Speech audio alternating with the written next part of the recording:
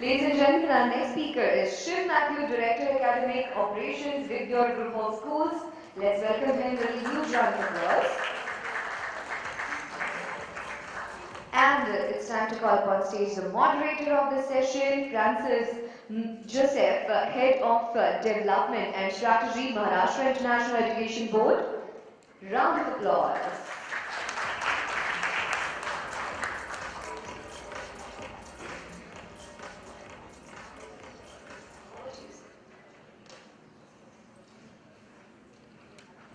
Good afternoon.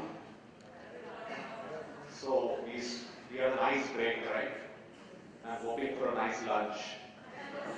So I'm sure the kind of panelists we have today, we have to ensure that we keep them engaged. So that's how we have actually structured today's panel. Today's panel addresses a very, very important topic, which a little bit Praveen was talking about, is about teacher development. It's about curriculum upgradation and digitalization. So very, very important topic because we all realize that school is all about people, right? Building holds no value without the right people inside with the right capability and the right skill. So that's the whole idea behind this whole panel. The structure goes like this. We would invite each panelist to share a bit about their thoughts, starting with teacher development and curriculum upgradation. And they are most welcome to also talk about pedagogy because we've actually moved from schools from what to teach and how to teach, right? We moved to how to teach. So it's very important that we look at that aspect also. So I would invite them to talk at least for 3 minutes, sharing their thoughts, and just 3 minutes because I know we are running short of time before the lunch. So we'll have everyone talk about it, sharing their thoughts. And since you are principals, right, I'm going to give you time to share your thoughts because now in this panel, no matter we have 5 of the experts sitting here, but I have 150 experts right in front of me also. So if you have some thoughts, you're most welcome to share before we go back to the panel. So it's not necessary to be a question. So when I come to you, you're most welcome to even share your thoughts. So that's how we have structured, so that you also have a voice. Like when we heard the video, right? Thank you, Praveen. I mean, you brought this not the student noise, but the student voice, right? So times have changed where noise is now student voice. So when you brought this to this room, I could see some of us smiling because we're so used to the voice, right? It looks so dry and so quiet now. So we only hear that voice. What is that leader's voice as we start talking? So to start with, of course, since we have done with the introductions, but I would start with Revathi. She runs a school, which is in Singhania school, which is in Thane, which has got almost 6,800 children. Plus, she looks after schools, more schools in Vaibhav and different areas, which so totaling, I was asking her what is the kind of impact, which is like 10,000 children. So that's the story we want to hear. And every time I've been to the school, I've learned something new. So we would like you to start, talk a bit about, and if you can actually talk about some specific examples, which would be more interesting, because everyone knows teacher development is important. We want to hear more what's happening inside the classroom and inside the school. So over to you, ma'am.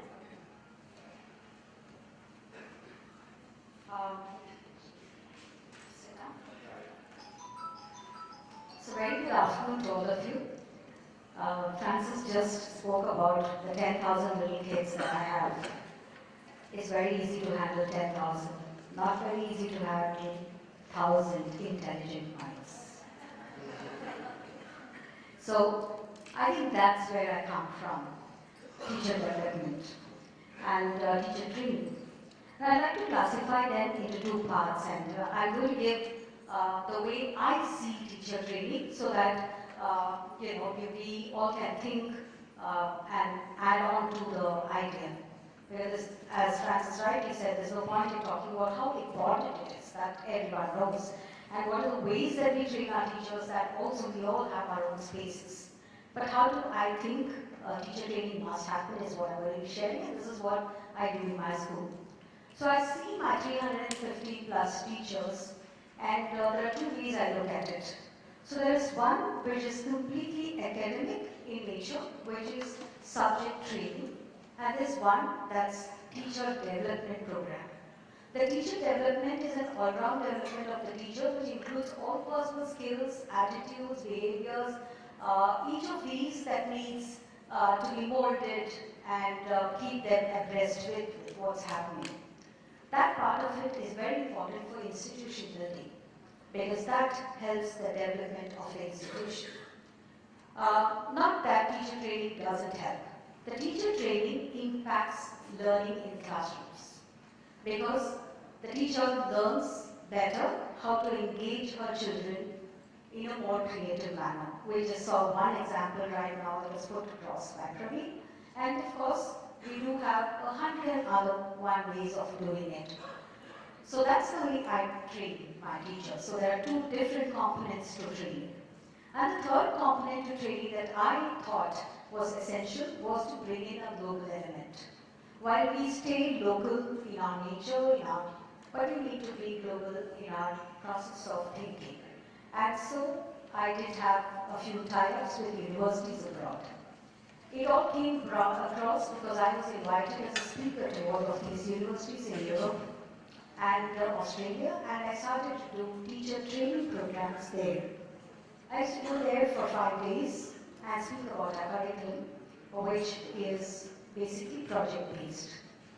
And that got them on, and they decided to send their teachers across to our school to experience what is international training. So while we all long to go abroad to have an international accreditation and certification, here are teachers from Flinders University in Australia, from Nijmegen in Netherlands, and Denmark, University of Denmark, Aalborg. People coming from there. So I currently have 15 teachers in my school who stay with us for 3 months, and they train in the Indian system of education.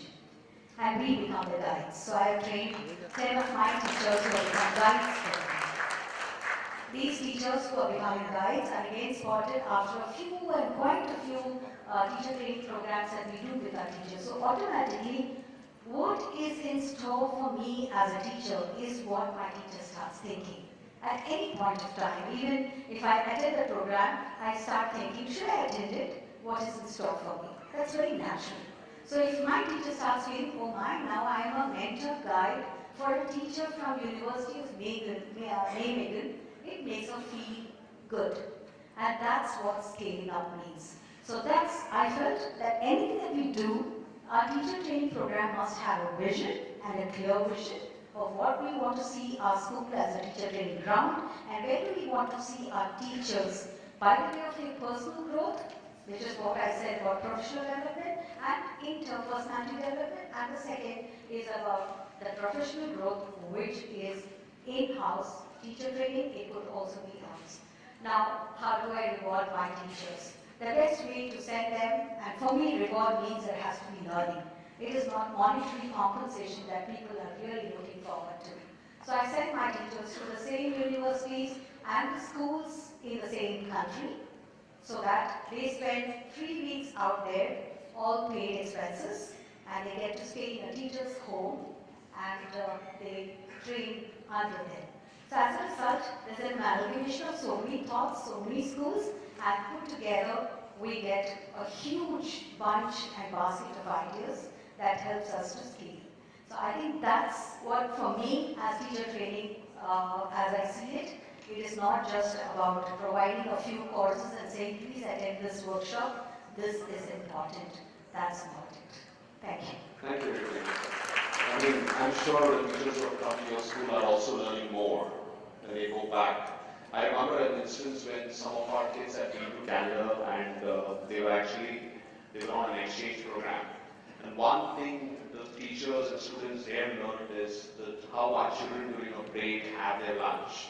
Like they're all together and having fun and sharing. But when you go, those kind of kids are actually, the Canadian kids are all shying away and eating lonely, right? So there's so much learning they also take away, right? So thank you so much, ma'am. Coming to Anil, Anil is the Chief of of Learning and Design, Social Impact from Tata Trusts. So I mean, when it comes to technology, the schools, I've seen a lot of schools actually, when you mention technology, they think about upgrading interactive boards, tablets, VR labs, they go in that direction, of course. So your company is more into e-learning, right? So you want to share on how do you ensure that whatever material and whatever modules you create are relevant to the school and to the learner. Good afternoon, everyone. Thank you for interacting with us. So, although we can be called an education technology company, we don't look at ourselves as purely a technology company. We look at this primarily as an educational organization. What is it that we can bring to the table through technology interventions to not just improve learning experience for children, but also teaching experiences for teachers. But there are some fundamental questions that we have to answer before we begin to address or provide solutions for teacher development, and that's the way in which we look at it. So to begin with, what exactly is a good teacher? Is there a consensus as to who is a good teacher? We are all, there's a certain agency that we bring to the table in any situation, but we also know that when the situation or the systems differ, our reaction or response to those systems are also different. For example, if I'm teaching in, let's say, school A, and school A expectations of a certain kind, I, as a teacher, will also adapt to the environment of school A. On the other hand, if I'm in school B, and if the expectations over there are very different, I adapt to school B. So essentially, we are also creatures of systems in that sense, right? So if you look at the school system, for example, there are two systems that the teachers interact with. One is the specific school in which he or she teaches, and the second, obviously, is sometimes even more important, is the overall education system within which the school operates. For instance, if CBSE has certain mandates, and there's a certain way in which education happens, and I need to comply with those regulations, and then, of course, there's the freedom that the school provides me in terms of experimentation, etc. So first level, if you develop teachers, we also need to figure out what the constraints in which they work. Right? So there's this predictive view about teachers as somebody who should be able to improve learning outcomes, right? Which I think is predictive. Why? Because what do we mean by learning outcomes? Most times, how do you measure learning outcomes? And oftentimes it's just a test result. And what do the tests measure? Tests measure a student's ability to retrieve the information from the textbook, right? So let me give you two extreme scenarios. There's this teacher who's here. There are two teachers who both teach computer science in school, probably the same class. So there's this teacher, first teacher, teacher A, let's call her. She's very passionate about coding, programming, and that's her hobby. In addition to the teaching that she does in school, she goes back home and actually does a computer program. How does she teach? She takes children to the computer lab, actually gets them to do stuff on the computer. I mean, they actually play around with the computer, they even code, right?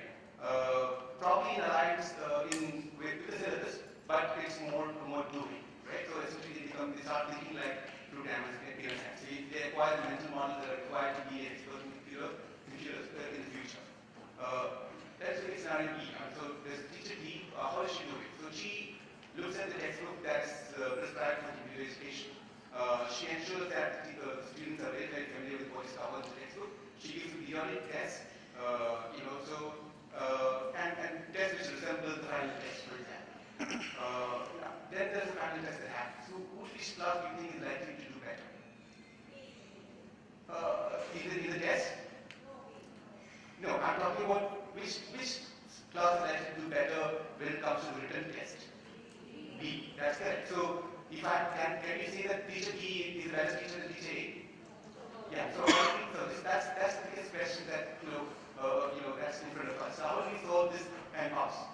When you're referring to learning outcomes, not somebody who's a better programmer or somebody who has a better mental model about how to do math or how to do computers versus somebody who remembers all the steps to do programming. Because if you ask any programmer and you ask him to list the steps to do a knows that program, he'll fumble, he or she'll fumble. But you make the same person sit in front of the computer and ask him to do stuff, he'll do it intuitively. So that's how things work. And it's not just for computers.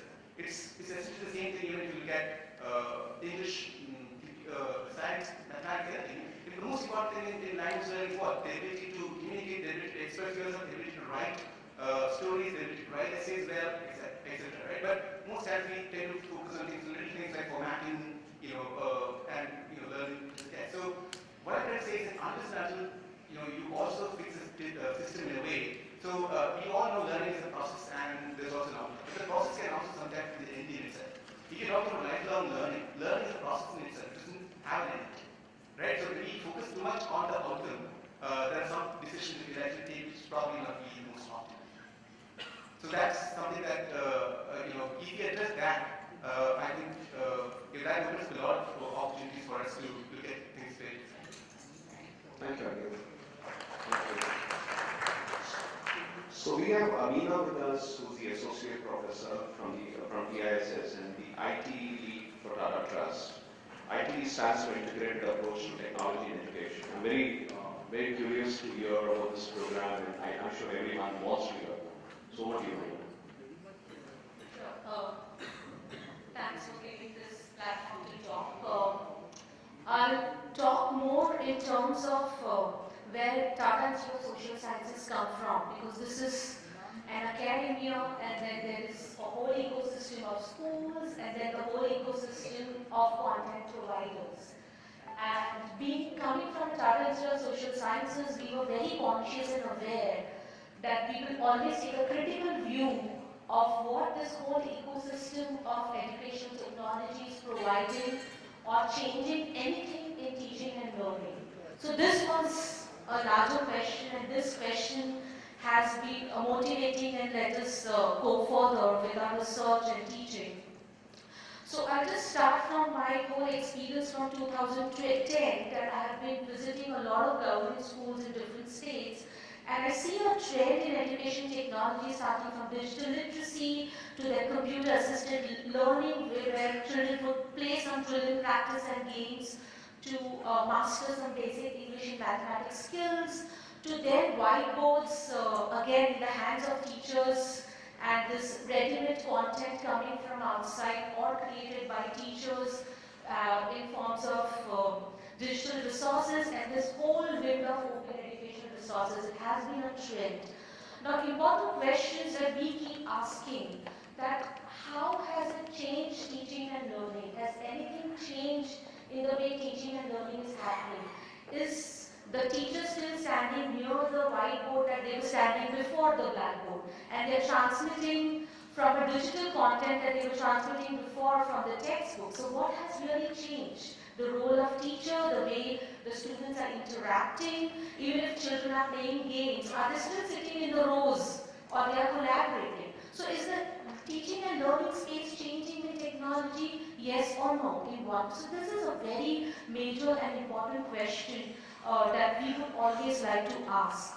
Now, there's a whole arena of digital resources, and what is central to us is what really brings knowledge deepening to the students, what really brings authentic learning, that students are able to relate the concepts that they learn in the textbooks or digital resources and connect it with their real life. And very importantly, is the connected, the global and the collaborative learning happening? There it is actually did collaborate with MIT, and Anil was also part of it. And we came up with this whole connected learning initiative where we were very focused that technology will be the hands of students, not in the hands of teachers. They will facilitate, and children will get opportunity to explore, and with mathematics, science, these games, and they will be able to connect with your own real life situation and also do knowledge deepening with the help of these games. And these digital resources will allow them to make mistakes. So for example, our communicative English module was designed in a way that to tell students it's okay to make mistakes. You're playing a game, you can play it again. So these were some digital, some design principles that we call pedagogy pillars that drove us. Coming to teacher professional development, again, it's not easy to hand these resources in the hands of teachers and students and say, now do all this learning, you know. So it's not easy, it's a whole process. Unfortunately, our police office doesn't prepare us for all this digital integration, and for that reason I feel that always technology is seen as an added on. So we do our teaching and then technology comes and it's an added layer, especially in the government schools that we are seeing. It doesn't seep into it. And I think there's also an adoption issue that teachers have, that this is my lesson, this is how I teach, and now I'm bringing the digital resource here and it becomes an add-on or a reinforcement activity. So these were the central questions that we wanted to always ask, especially a whole question that through IT also, because integrated approach to technology and education like clicks, it gives an opportunity to very, very marginalized children to be producers of digital resources and not just consumers of digital resources. If they are playing a game, if they are looking at a video, if they are interacting with a brilliant practice, they are still consumers. And I'm not saying that they should always be producers, but they cannot always be consumers of someone else's producing and giving it to them. So we were very conscious that allowing students to use computation thinking applications, to use digital stories, to make videos. One example that is very close to my heart is in this tribal Kantali and Kora village that we work in schools and also in the informal learning centers. These children actually picked up the topic of global warming, which was in the textbook, which has no connection with their real life. They actually went and made a video out of it. They interviewed their oldest community members in the village and asked them, when you were growing up, where were these rivers flowing? And now where have this river come? And they actually went to the Google map and they made a whole map that this is where 10 years before river was flowing and this is where the red line, the rivers have come inside and this is a danger sign. So through this whole collaborative and authentic kind of an experience, they use technology in a very creative and meaningful way. And that we would call a production of technology. They are not just consumers, they are producers of technology. And that's not easy to bring. For example, to bring these skills into teachers, what do you do? Very importantly, digital agency, which is coming out, our concept, which is right now floating in academia. Digital agency for teachers, how does it come? So it comes with digital competence, confidence, accountability, and autonomy that we give teachers to select the resources and digital decisions they want to make. And this is not easy. It doesn't happen with 2 or 3 workshops here and there, you know. I mean, we work with a lot of government teachers and they say, we are all the time doing trainings and workshops. Where is the time to implement, you know? So it becomes like a very discontinuous kind of workshop. There's a mathematics one, there's English one, there's technology, and it doesn't talk to each other. That's why we have come up, we have given an academic wing to our teacher professional development. Of course, this is also accountability to offer coming from TIS. And we have started a continuous professional development for teachers in the form of certificate courses. Now, these certificate courses are for practicing teachers and they can enroll. Each course goes for 4 months and it's a blended learning. So they come, they sit with us, do a lot of discussion face to face, then they go back.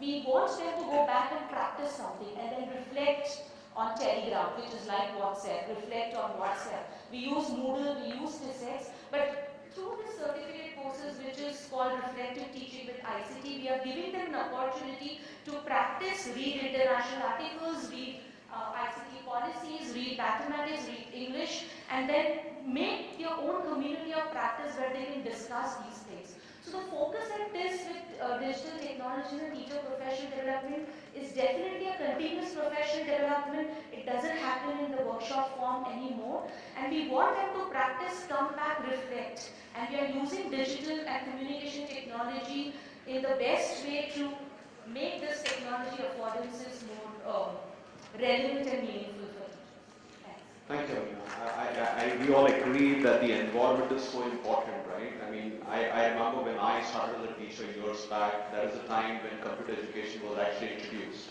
I still remember those days we had to convince the parents that this is not a typewriting course, you're not teaching them typewriting. But slowly over time, because the environment has changed, children are so used to environment, so it's now to adopt it is so easier. So Vaibhav, you've been involved in so much complex government projects, as you call it, right? So you want to hear how the government is looking at that perspective and your experience. Thank you. Good afternoon, everyone. So my name is Srivastava. I take care of the digital transformation piece for CISCO India and South Asia. Before I get into the government projects and all, let me clear and address the devil in the room, right? So a lot of us think and talk about digital transformation like a rocket science, right? We all have gone through this. We as educationists, right? All of us who are sitting in the room. Think like digital transformation of a school, of a college, of an institute is a big deal or a big investment or a big area of change which is required, right? But if you actually go back and Google digital transformation, right? What it says is digital transformation is nothing but a simple use of technology to solve traditional problems, right? So now what we're saying is we're not looking at implementing ERPs or LMSs of the world or making our campus Wi-Fi or any of these, right? We are picking up some small problems which we see as inefficiencies in a school or in a campus, and how can technology help and resolve that? So wherever even the thought process, after the Prime Minister's initiative on Digital India, all of the thinking and in the school education or MHRD level is going towards addressing those smaller issues which can arise in a school rather than taking it like a holistic approach and trying to change the world, right? And same thing is adopted in CISCO, what we drive as, right? So the team which I'm part of. So what we do is we have simplified our technology piece to address smaller issues which actually occurs at a school or institute levels. Now, what are we doing in a school or an institute, right? We are trying to help students learn better. We are trying to ensure a teacher can teach better, right? These are the simple jobs which a student or teacher is there in the campus. And as an administrator, how can I run my school more efficiently? How can I reduce my costs? How can I bring more, workspace efficiencies in the college, right, or in the school? So that's where the whole focus is shifting from, rather than making those big investments on ERPs and things like that. Right? That is one sub part of it, which may incidentally come to solve one of the problems, right? But that is not what digital transformation is all about, right? Now let me take one example. A school, I'll take a live example, I'm not naming the school, but there is a school chain based out of Delhi who has got multiple branches across the country, right? One of the problems we were facing was that they've got good English teachers in Delhi, but in rural parts of the country, they are not able to, have good faculty or teachers who can come and teach English in a much better way, right? So what they did is they adopted technology piece, a very simple small piece of technology from CISCO, where they can actually simulate a classroom in as real a manner as the teacher is in the classroom, right? Which means, how does a classroom work, right? A teacher teaches, there's a content on the blackboard or on a digital board if you're using that. A student is there who is interacting with the teacher in the classroom, and there's a question answer session, right? So what teacher needs to know is who is paying attention, who is not. What a student needs to know is what teacher is teaching, and I should be able to see the teacher and the content, right? So what we did is we put some simple pieces of technology in place and simulated the whole classroom as a near real experience where a student feels that the teacher is in the classroom and teaching, right? Very simple example where a transformation can help. Another school came to us and said, you know what, I'm concerned about the safety of my student. It is, I think, on top of mind of all of us, right? Which means the student leaves the house, whether he boarded the right bus, whether he reaches the school, what is happening in the school, whether he's at the right place, when he leaves the school, when is my bus arriving, can I pick him up now or should I just wait at the bus stop, maybe the bus is delayed, right? Taking those pieces together, we actually built something which solved that problem of a teacher to be able to track a student real time or a parent for that matter, right? A simple mobile application which can track all that, and a lot of companies are doing it right now, right? But how can you do it in the most robust manner is what we believe is what we put our focus on. So just to summarize, pick up those, you prioritize your list, what is your priority number, and it can change for multiple schools. In my experience, if I go to the top 10 schools, the priority list keeps changing. For someone, it is around the talent acquisition or attainment. For someone, it is around simulating the best experience for a student. So for someone who is saying that my student should be able to learn even if he's in the school, even in the house, right? So my learning should not stop just because the student is not in the campus or in the school premises, right? So we have created, actually, interestingly, I was just discussing before the panel that we have created a community of digitally progressive schools. We call it Digital Schools Network. All of you can just Google CISCO Digital Schools Network. It is a community of digitally progressive schools across Asia. We are not limiting it to India. We have created this community where a school gets access to another school who is doing something path-breaking in their personal capacities, right? So instead of a CISCO or any of my contemporary companies who are working in the digital transformation of education, you learn from your peers. You learn from what they are doing. If you are trying to solve a problem in your school, maybe somebody has already solved it somewhere. How can I learn from them? So it's free of cost. Just join the community. We have got weekly and monthly calls. It keeps happening.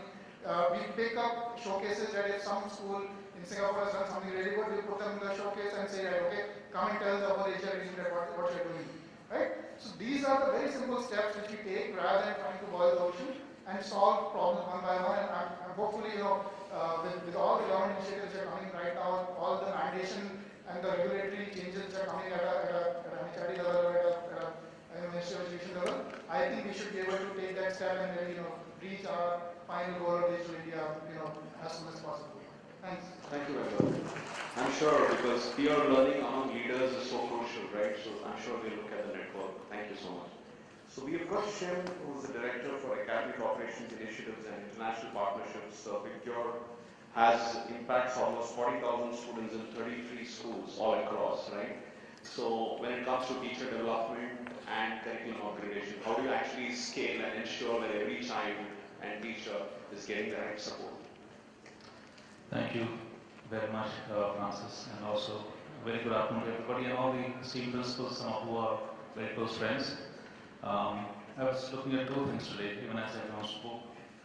From these experts, will I get a moment to speak, number one, because I have so much of passion, so much to speak. Second, would I fall off the edge? When you sit on the edge, you could fall off the edge and it's slightly bad. So I was just checking my chair again and again.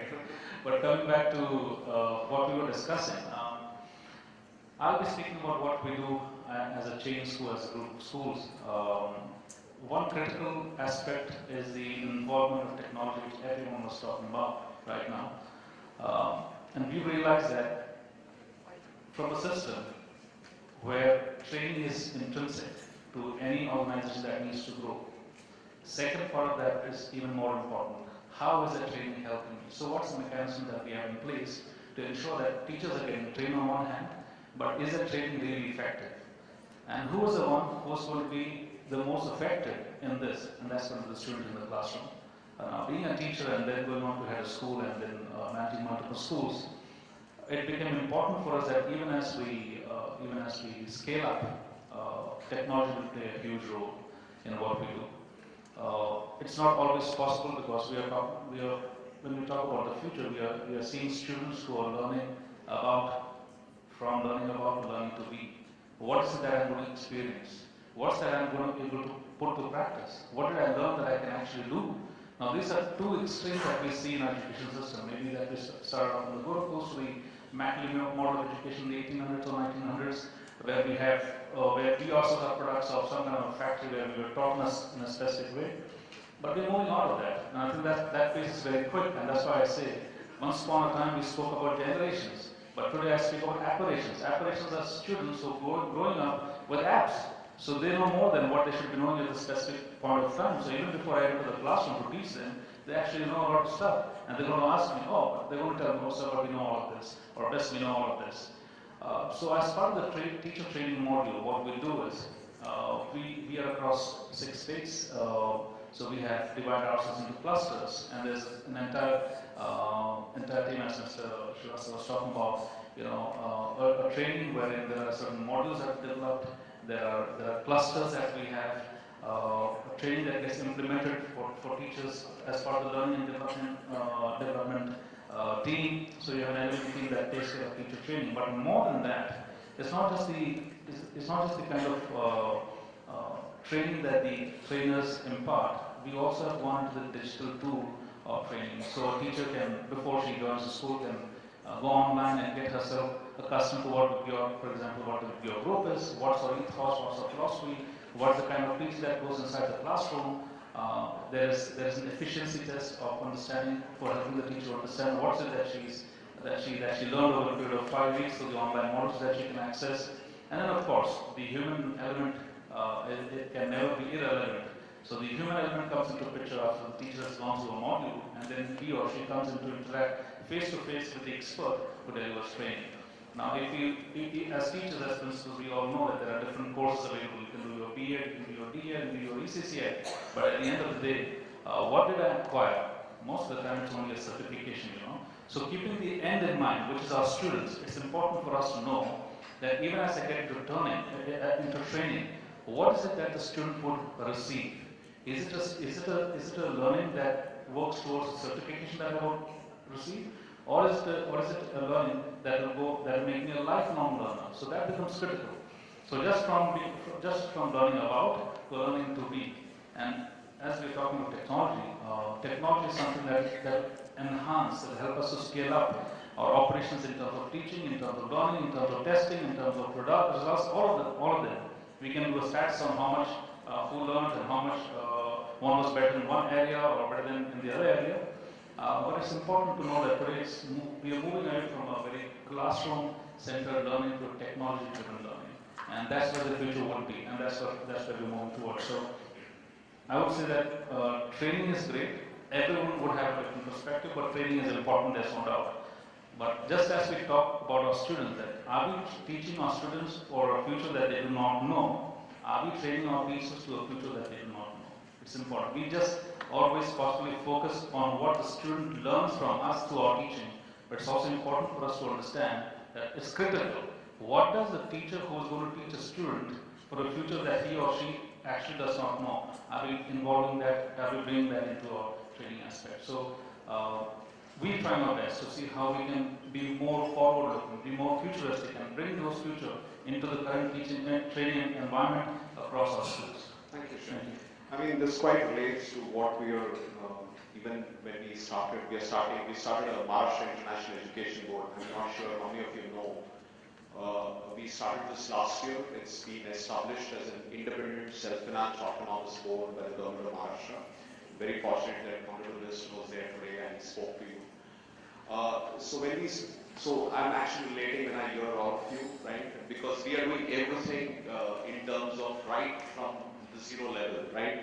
And that too we are doing public education, right? And I've spent all my life in private schools, and now I'm actually working very, very closely with the government of Maharashtra in the public education space. And one of the biggest areas we are looking into is teacher development, right? Every school which affiliates to us has to go through that mandate training. And even in training, the most important aspect is the mindset training, right? We can talk about all subject knowledge, everything, but how do we actually move their minds to accept things in that environment? And how do we actually change the environment in the classroom? So, and you'll be surprised to know, we have recently signed up with Google to work with Google so that all our school leaders and teachers of all schools in Maharashtra International Board are quite progressive. So when they started the training, they were surprised that everyone knows everything. It was a big eye-opener for Google because they've almost developed more than 2,000 apps already.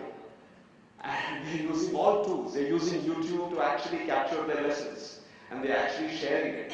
So what we are actually doing is just to sharpen their mind, right? So thank you so much, Shim, for sharing your thoughts. So I know it is showing me 8 minutes, but we have more time because we started a bit late. So I'm going to give an opportunity to someone from the audience, because I know you are also experts, to share something with the panel. This is not necessarily a question. This could be your thought, but try to keep it short so that more people can get a chance to talk. So the mics are available, and I'm sure probably only instigated you or inspired you to talk a bit more and ask, right? So yeah, I can see one hand raised. Yeah, please. So this is not like a question, so it's not necessary that you should look here. You can look. This is a question also. Okay. And from Devi ma'am, plus my observation is also. Ma'am, I want to ask one question. As there is teacher exchange program is there between your teacher and your school and this school outside of India. Question number one. What is the outcome in the terms of student performance and this professional development of your teachers? Second, can we use this platform instead of your sending your teacher out of country? Can we send our teachers to one of other school? What we are the principal here, so we can develop this system here. We can use this platform here, so that whatever your teachers are learning from the Canada, you can transfer some of your teachers to our school, so we can share the knowledge. Sure. Thank you. We are a very open school, sir. So I must tell you that we are open to having teachers. I think education is one space where we have to share. And there's nothing, we're working in islands, that's different. But if all the islands come together, we become a huge space to be in. So my answer to your question would be that what are the outcomes? I'd like to say they are positive outcomes. Not every outcome I'm looking at the point of view from being measurable. I'm looking at outcomes that are not measurable as well, which are qualitative in nature. For example, I noticed that the Australians teach mathematics through sports. And every now and then when I'm walking past the corridor, I've seen girls jumping 2 steps this side, 1 step this side, and everybody is moving around. But there's perfect concentration and there's perfect, I wouldn't say silence, but that joy is visible in the eyes. And but they're following instructions because he will give you instructions and based on that he's teaching them geometry.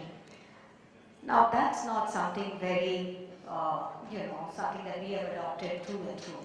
I must be honest, because we don't take out a geometry class or a mathematical class outside on our grounds, but the Australians do that all the time. So my teachers have learned a lot from them. See, this is what I think is teacher training, and it can stay with you for 90 days. Obviously, you get closer and you start sitting down and asking, okay, this is the topic I want to do. Can you give me some ideas on how to take this to my class? Right? So that informal sharing also happens. I feel there's a joy in learning. There is curiosity among children when it comes. So the program goes like this, that while initially first week they're observing our teachers' classes, after that they get into the classes with the lesson plans approved by me because I'm the guide teacher. Then they enter the classrooms and then they start teaching. It is my teacher who is supposed to be teaching that particular class who will also be an observer in the class, not as an observer but also as a learner. So it's a two-way mechanism of learning. That's the way it happens. I also noticed that when they do language skills, a lot of the language skills happens outdoors.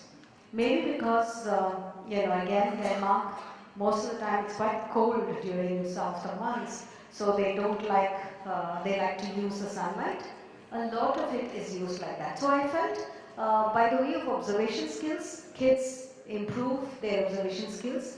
The other thing that we also noticed that grit and determination.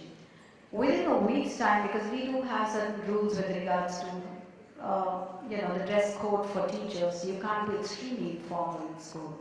So for example, jeans is just not allowed, and I'm sure many schools have that. Within the first 2 days, they have changed their complete wardrobe. So they actually come with a box with nothing in it. They enter the malls, pick up cotton clothes, which are either chudar, pajamas, whatever it is, salwars, and they change over. I don't expect them to change over, neither do we, none of them. But the way they blend into the system with the determination to be able to adapt to even eating habits is amazing. And therefore, it is also a learning process for my teachers and my children when they go out to be able to do that. And adaptation is one of the key learning that every one of us must have, that be able to adapt to something. We are a 50-year-old school, so there are teachers who are in the school for more than 40 years. So, and I have a teacher who's just out of college and is in. There's going to be, if I don't want to use the word, but the much cliched word of generation gap. So I have been teaching this for the past 25 years. Don't teach me how to teach my children. But a youngster from a young teacher who's a trainee coming from, say, Denmark is doing it. What a lovely idea. That's psychology. So yeah, so thank you. I mean, I also run a foundation known as Excellent Foundation. We do a program where principals of private schools work with municipal schools, right? So the first time in 2016 when I started the program, I went to almost 200 schools asking, are you open to actually volunteer? I only got 19 schools. So, and then now we do with almost 150 schools. And this is no money neither to us, neither to anyone, pure volunteering. But that 150 number has come down to 100 because people just back out. So, without blaming, but it's there, right? We always feel we don't have time, we can't. It's always easy to, say we can collaborate, but very hard to collaborate, really. So, any other questions or thoughts? Yeah, please.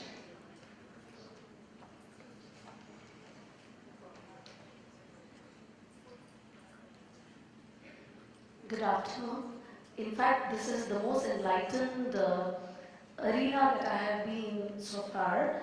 I just want to talk or in fact ask you all, you're very experienced, that nowadays parents are really facing a lot of problems. I mean, I'm running a kindergarten, so every day I have to counsel them that which board is good, right? Now, and as our sir told us that we are coming up with one more board. So this how to, tell the parents that how to choose a board or something like. Can't we have that boards should be reduced rather than increasing? So I'll tell you, it's a good, I think the question is aimed more at me. So when people ask us that, especially parents who ask us a lot of questions about which board we should go to, we say, go to the right school, right? It's not about the board because many schools which are affiliated to best of the best boards are even worse than a normal board. So it's the school and the leadership which actually matters, it's not the board. Board is just about giving a particular system, right? When it comes to why did we start Maharashtra International Education Board, the SSC board, it's more of a way to see how we can give something better to the public education space, right? And you cannot do that in the existing SSC space. It's a huge impact. So we are still at a pilot stage, right? And we are probably the only baby board, a toddler board in this whole country, which is being set up now. The kind of space and empowerment we get in terms of developing things is amazing.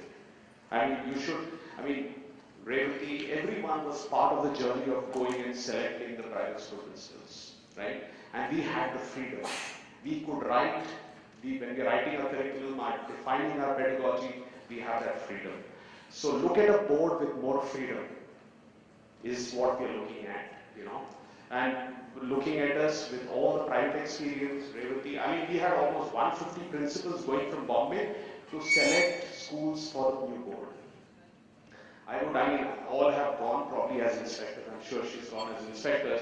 But there are many private state board school principals who have actually trustees who all became part of the process. So it's a more of a PPP model in my view, no matter it's not seen that way, but it's just a pilot. Yeah, so that's my answer. Yeah. I'm not sure. Any other questions? Sir, may I answer a question? Please. You're the boss, you're the expert. Whenever any parent is asking about the board, simple give one answer. All the boards are good. All the boards are good. You are educating you want to educate your child, admit your child in whether SSC board, CBSE board, ICSE board, IGCSE, all the boards are good. We are here to educate your child, don't give any preference to board. All boards are good. So there is no right or wrong, there is no good or bad. Yes, sir. Anytime. Yes. One thing I want to ask to this Tata Edge Classes Technology Solution. I want to suggest, sir, I am having one suggestion. When my students are there, my class is all the classrooms are smart class. But when they want, when we are playing these video lectures,